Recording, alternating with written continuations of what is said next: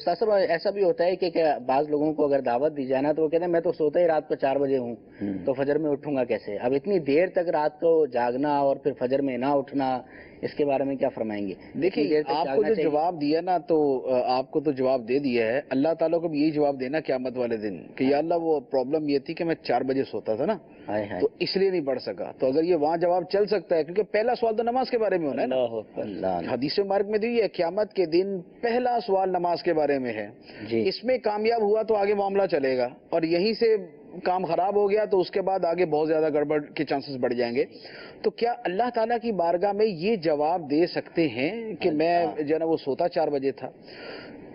یہ تو وہ ہے کہ جو رات کو ویسے ہی جاگتے ہوئے گزارتے ہیں اور صبح سو جاتے ہیں. جی حضرت سیدنا عمر فاروق رضی اللہ تعالیٰ عنہ کا واقعہ ہے. ایک نوجوان تھا، وہ بڑا عبادت ریاضت کا شوقین اور بڑا محبت کرنے والا تھا.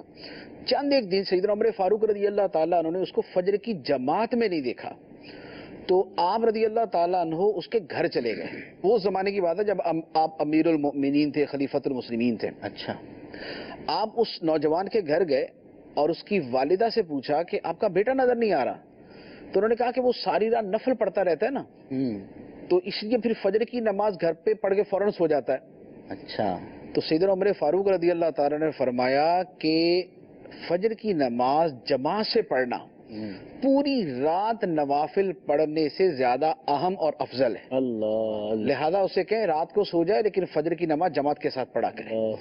یہ اس کے بارے میں ہے جو ساری رات عبادت میں گزار رہا ہے.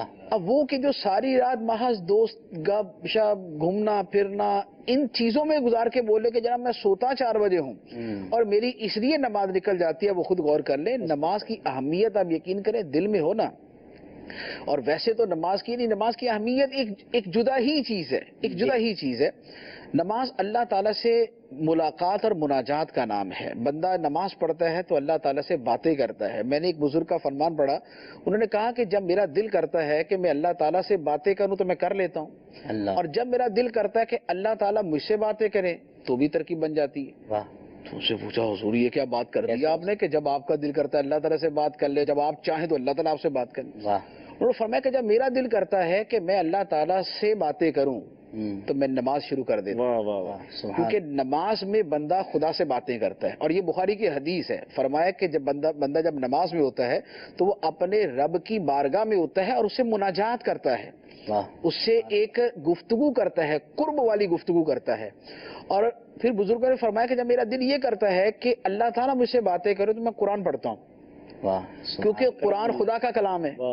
قرآن خدا کا کلام ہے تو جب میں قرآن پڑھتا ہوں تو خدا مجھ سے باتیں کر رہا ہے، خدا مجھ سے کلام فرما رہا ہے. تو نماز یہ ہے، اس کی قدر و اہمیت دل کے اندر ہو تو پھر کسی جیسے وہ بزرگوں کا ہے کہ کسی کی وہ تکبیر اولیٰ نکل گئی یا جماعت نکل گئی تو افسوس کر کے گھر کے اندر بیٹھ گئے اور کہا کہ افسوس کے میرا بیٹا فوت ہوا تو پورا شہر جو ہے میری تعزیت کے لیے آ گیا اور میری جماعت یا تکبیر اولیٰ نکل گئی، اور افسوس کہ صرف فلاں صاحب میرے ساتھ تعزیت کرنے کے لیے ہے کہ یار آپ کی وہ جماعت نکل گئی.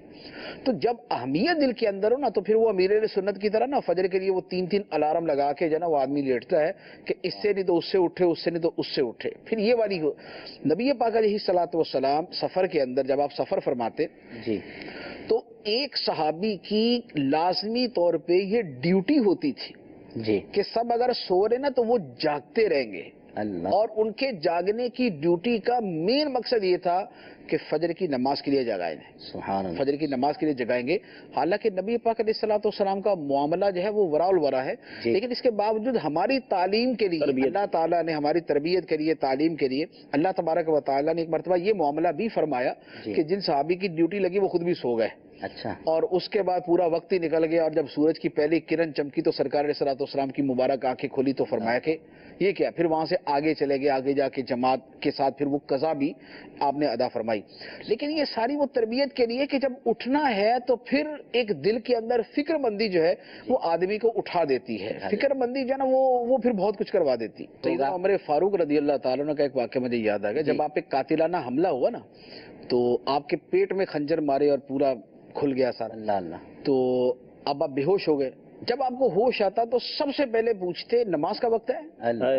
نماز کا وقت ہے؟ زخمی حالت میں تو جب بار بار پوچھا نا تو کسی نے جب آگے سے کوئی معروضات پیش کی تو فرمایا کہ اس شخص کا کیا دین ہے جس کے اندر نماز ہی نہیں، اس بندے کا دین ہے کیا جس کے اندر نماز نہیں آتی، نماز نہیں پڑھتا۔ تو اس حالت کے اندر بھی نماز کا یہ اچھا، بعض بزرگوں کے بارے میں یہ ہے کہ ہوش میں آئے تو ہوش میں آتے ساتھ ہی نماز کا پوچھا، اچھا نماز پڑھی، پھر دوبارہ استغراق میں چلے گئے یا بے ہوش ہو گئے، پھر آنکھ کھلی تو دوبارہ اسی نماز کا پوچھ کے پھر پڑھنا شروع کر دی، پھر پڑھنا شروع کر دی، پھر پڑھنا شروع کر، ایک ہی نماز چار مرتبہ پڑھی کہ پہلی نماز پڑھے ہوئے سے ذہول ہو جاتا تھا، یعنی ذہن اس سے ہٹ جاتا تھا تو دوبارہ اس کو پڑھ لیتے تھے۔ اسی طرح بعض بزرگوں کا یہ تھا کہ حالت نزا کے اندر بھی ان کو بعضوں نے دیکھا تو وہ حالت نزا کے اندر بھی نا جیسے وضو کر رہے ہیں جی، اس انداز کے اندر ان کے وہ ہاتھ پاؤں جو ہے نا وہ حرکت کر رہے کہ جیسے نماز کے لیے تیاری کر رہے اور وضو کر رہے ہیں۔ سبحان اللہ۔